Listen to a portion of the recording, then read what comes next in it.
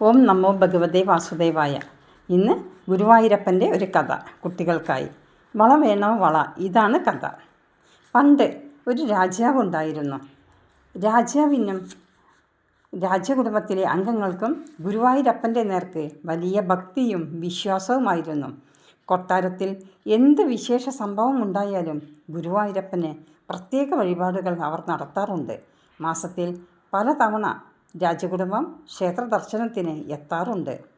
രാജവാഴ്ചക്കാലത്തെ രീതികൾ വ്യത്യസ്തമായിരുന്നു. രാജാവിനോടും രാജകുടുംബത്തിലെ അംഗങ്ങളോടും ഒപ്പം അകമ്പടിക്കാരുണ്ടാവും. പല്ലക്ക്, മേനാവ് തുടങ്ങിയ പഴയ വാഹനങ്ങളിലായിരുന്നു ഈ യാത്ര. രാജാക്കന്മാർ പോകുന്നതിന് എഴുന്നള്ളത്ത് എന്നായിരുന്നു പറഞ്ഞിരുന്നത്. ക്ഷേത്രത്തിലെ എല്ലാ അംഗങ്ങളും ഇതിന് അനുകൂലമായി നിന്നിരുന്നു. കുടുംബത്തിലെ അംഗങ്ങൾ ദർശനം നടത്തി തിരിച്ചു വരുന്നതുവരെ മറ്റുള്ളവർക്ക് ദർശനത്തിന് അനുവാദം ഉണ്ടായിരുന്നില്ല. അക്കാലത്ത് ഒരു ദിവസം രാജകുടുംബാംഗങ്ങൾ ഈ ഗുരുവായൂരമ്പലത്തിൽ എഴുന്നള്ളി. കൂട്ടത്തിൽ 8 വയസ്സുള്ള ഒരു രാജകുമാരനും ഉണ്ടായിരുന്നു. എല്ലാവരും ധാരാളം സ്വർണ്ണാഭരണങ്ങൾ ധരിച്ചിരുന്നു. തിരുനടയിൽ നിന്നുകൊണ്ട് എല്ലാവരും ഗുരുവായൂരപ്പൻ്റെ തിരുവുടൽ കണ്ട് കൈകൂപ്പി. സ്വർണത്തിലും ആനയിലും ഗുരുവായൂരപ്പന് ഭ്രമം കൂടുതലാണെന്ന് എല്ലാവർക്കും അറിയാം. ഇത് രാജകുമാരനും അറിയാമായിരുന്നു. നടക്കിൽ നിന്ന് തൊഴുതുകൊണ്ടിരിക്കെ രാജകുമാരന് ഒരു കുസൃതി തോന്നി.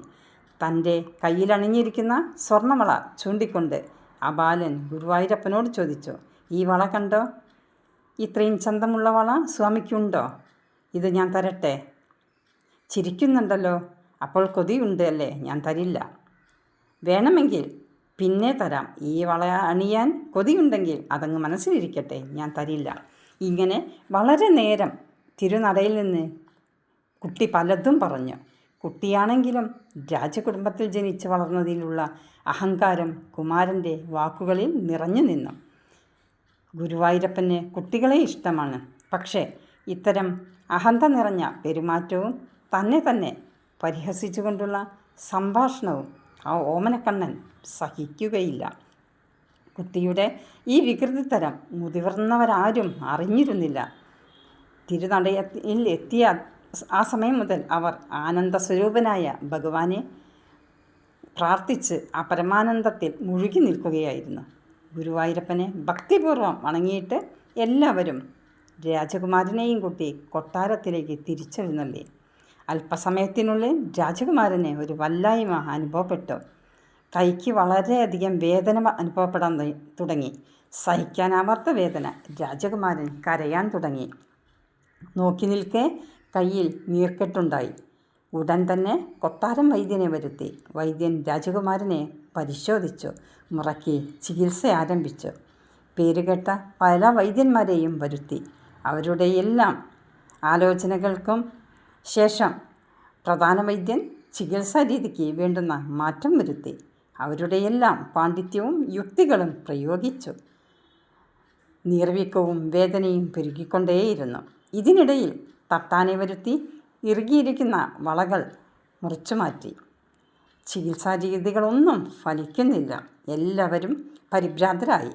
കൊട്ടാരത്തിലെ ജ്യോത്സ്യനെ വിളിക്കാൻ ആളെ അയച്ചു. ജ്യോത്സ്യൻ വന്നു ദൈവഹിതം അറിയാനായി പ്രശ്നം വെച്ചു. പ്രശ്ന ചർച്ചയിൽ ഗുരുവായൂരപ്പൻ്റെ കോപമാണ് രോഗത്തിന് കാരണമെന്ന് തെളിഞ്ഞു. കോപത്തിന് കാരണമെന്തെന്നും ജ്യോത്സ്യൻ വിശദീകരിച്ചു. രാജകുടുംബാംഗങ്ങളുടെ സംശയങ്ങൾക്കെല്ലാം മറുപടി പറഞ്ഞിട്ട് ജ്യോത്സ്യൻ പരിഹാരവും നിർദ്ദേശിച്ചു. അതനുസരിച്ച് മുറിച്ചെടുത്ത ആ വളകൾ അടുത്ത ദിവസം തന്നെ ഗുരുവായൂരപ്പന് നടക്കി വയ്ക്കാമെന്ന് രാജാവ് തീരുമാനിച്ചു.